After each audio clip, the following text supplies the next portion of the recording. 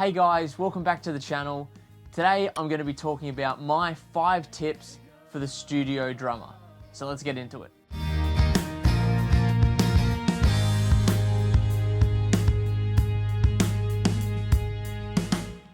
Number 1, know your shit. I suppose this goes without saying, but when you're going into a studio setting, you need to make sure you have all the material on lock and that you've done your bit. Work as if there is not going to be a guide on the day. You're going to be playing to the 4 clicks and that you know the material so well, you can just play it off the cuff. It's also key that you understand the parts you're playing and the context of those parts in the song. Number 2, dial in the kit.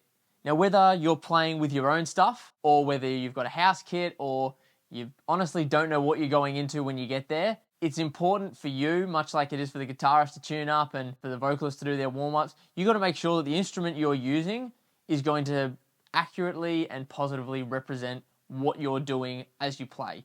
If you put no effort into even having any idea how it's tuned or anything like that, you're setting yourself up for failure. So ensuring that regardless of how much you're bringing, whether it's just cymbals or snare or both or the whole drum kit, you're dialed in and playing with appropriate drums to ensure that you get the best out of the session. If you're recording some low and slow, fat, funky, country track, then you're not bringing a snare drum that's tuned like Green Day's She, because that's just inappropriate, and that is a big element to dialing in the kit. Number 3, stay in time. Probably could be 1 through to 5 could just be stay in time, because honestly, without this, no one's going to ask you to come back again. Even if you're doing live tracking or anything like that, you as either 50% or 75% or 100% of the rhythm section for whatever you're doing, you got to be in time. You got to be used to playing to a click if that's all it's going to be, if it's just going to be blip blop that you're playing to, or you need to be prepared to work with other people in a live tracking scenario, because being in time is king. On top of the fact that it obviously sounds atrocious if you are out of time, have you ever noticed that when you maybe put percussion into something, or you have a certain session where everything else seemed like it gelled fine and the drums were really on lock, you still sound like you're out of time? Especially if you're the first one recording, you've got to record something that's rock solid so that everyone's got a good bass for all their parts later on.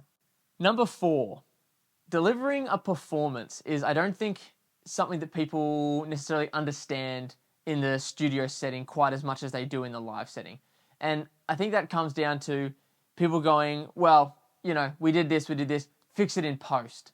And much like with pretty much every step that I've touched on, fixing it in post is only as good as the tuning, the timing, the overall orchestration of the instruments and understanding the context of the parts, and the actual performance. If you just are hitting the strokes and you're not drumming, then that in itself is not fixable in post.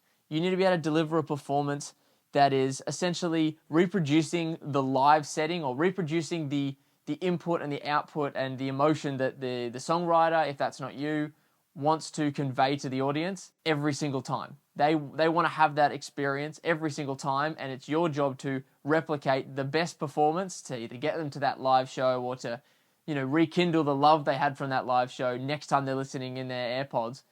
That's your job. So by delivering a great performance, you're doing the legwork to ensure that the product has the energy and the emotion and the feel that it needs to have. And often, especially with vocals in particular, a really good performance can be fixable if the other parts aren't there. Because if the energy's there and maybe a couple of notes weren't pitched right, or the performance of the drumming is grouse and you played an awesome part, but at one point you just fluffed one of the kick drums, that's actually fixable. But if you just played it like a robot, you can't turn that into something that's human and interesting. Something I learned from Lucky Luscombe, Peter Luscombe, who plays with Paul Kelly. He said he often, back in the 80s, was getting brought into the studio so he could record simply hi-hats, because everyone was doing 808s and everyone was doing all the 80s computerized, generic drums, and he was getting put in there to record hi-hats because he couldn't do it perfectly like a computer, and it put a human element to the drums. So performance is key. Number 5, playing with purpose. Now that is a matter of understanding, okay, in 3 bars, this fill comes in, and this fill is bra, ba, da, ba. Often in a studio environment, we got a few more goes. So I'm all for trying new things and trying different things. I was just in the studio with Sons of Beaches the other day, and we literally recorded some outro and mid-song fills just to have alternatives. And I played each of them with purpose, and I had conviction behind my strokes, and then we did the next one, and then I had the same feel for the next one.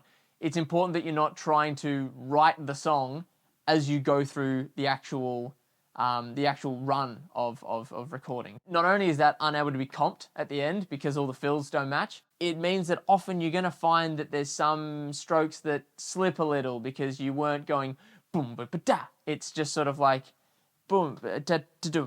Oh, okay, I didn't mean to end up on that crash. Now I've got to swing my body back, or this cymbal's much bigger and brighter than this one, so I need to make sure that I finish on the one that's got the most oomph. Those sorts of things come down to playing with purpose and playing with conviction. So guys, that's my 5 tips for the studio drummer. If you had any other ones that you thought I missed, comment them below, and if you feel like you got something out of this and you actually understood a tip or maybe learned something from these tips that I mentioned today, give it a like and let me know in the comments which one sung out to you. So until next time, I'll see you later.